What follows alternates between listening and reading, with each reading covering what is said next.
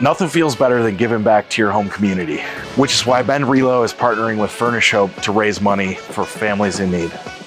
I'm super proud to be a part of their upcoming event, Catwalk for a Cause. This will be a charity fashion show where 10 men and 10 women wear their best outfits to raise money for this incredible cause. I'm gonna be wearing a black outfit and a white outfit. If you wanna get involved, click the link below to donate. It'll be your good deed for the day.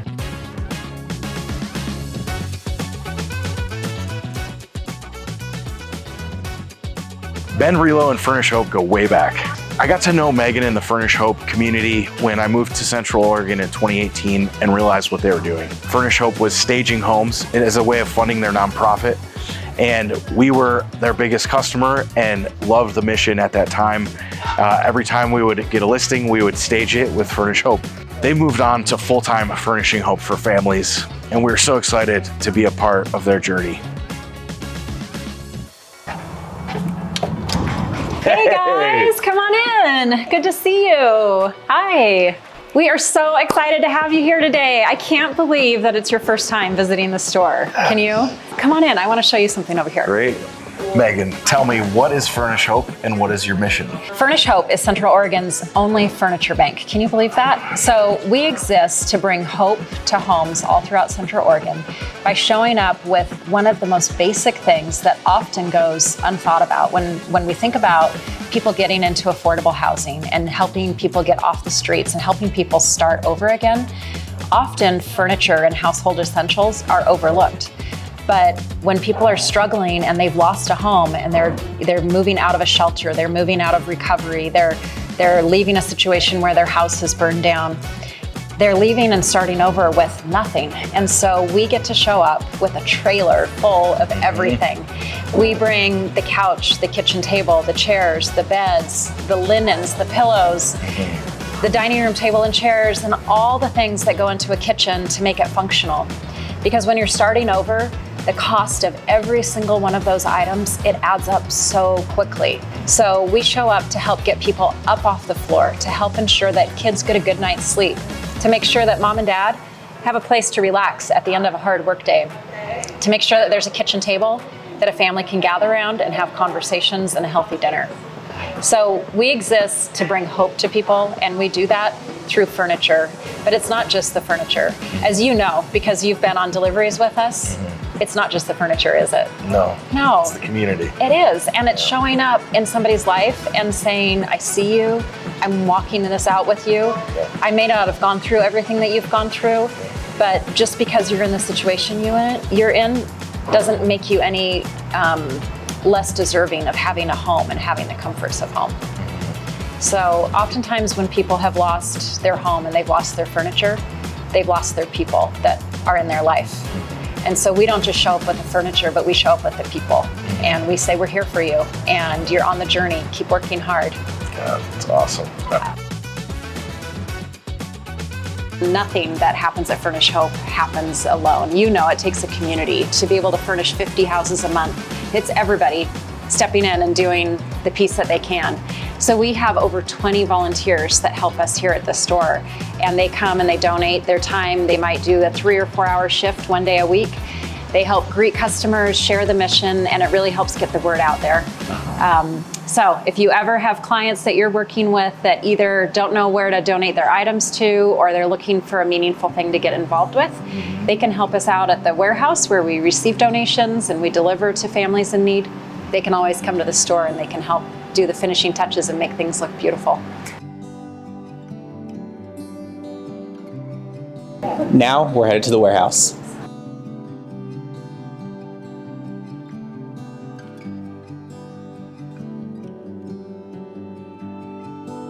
So these containers really are our backstock for when donations are running low in the warehouse. And the warehouse can hold about a week's worth of donations at a time. Last week we furnished 20 homes. Wow. So depending on how many homes we're furnishing, we can run through it really quickly. And then all of a sudden you're looking at the next week, do we have mattresses? Do we have couches? And if we don't have it coming in with people driving it in, we can bring a trailer over here, take it back over into the warehouse, and make sure that we have enough for that next week's. I was explaining to Dave though that all these containers have also helped us to be able to reach deeper and farther into communities that are further out. So Bend is so richly blessed, and there's so much. There's so many thrift stores here, there's so much resource, there's so many hotels and resorts, and so we are sort of like this receiving hub for all these donations to come to. And we love being able to share the wealth and to get it out into the communities like Madras and Warm Springs or Lapine, Prineville, that just don't have as much resource. We're furnishing a lot of homes in those outlying areas. And then in Burns, they had that huge flood a couple months back. And there's 70 families that were living in trailers, and their trailers got flooded. They got infested with mold, and then the rodents came in. And so they're having to completely gut them and put in new surfaces, but their furniture got ruined because of the water and the mold. So one house at a time, as they're getting redone, we are able to either have volunteers go out there, or they have volunteers that come out here, and we're able to help provide them with furniture. There are so many Furnish Hope stories, impact stories. So here's one that I'd love to share, and it's an unusual Furnish Hope story because we followed this recipient for so long and over several years. But so there was this recipient, and I'm just going to call her Lucy. She, at the age of 10, witnessed her mom overdose and die from drugs, and she didn't know her dad, so she ended up being bounced around in the foster care system from the age of 10 to the age of 20. During that time, she didn't want to follow in her mom's footsteps, but unfortunately, because that was pretty much the role model that she had, she ended up using herself and kind of, in and out of foster care, but also in and out of juvenile detention centers, and just in a really rough spot. She started having kids when she was in her teenage years, and ended up having 3 kids. And because of drugs and alcohol, the kids were taken away from her, and she just hit rock bottom. She ended up living in a car out in the woods, and knew that she wanted a better life for her kids and a better life for herself. So she got into recovery, and she turned her life around. And I can say that today she's been 4 years clean and sober. But it was a really long road to not just to get into recovery and to turn things around, but then to be able to get to a place where she could get her kids back. So at the point where she was able to get her kids back was when she finally was able to get into a home. Now you can imagine, if you've been bounced around in the foster care system, and then you've ended up homeless yourself and living in a car, then you go into rehab, you come out and you get into a place, you get into an apartment, and you have nothing at all, right? You're starting from scratch.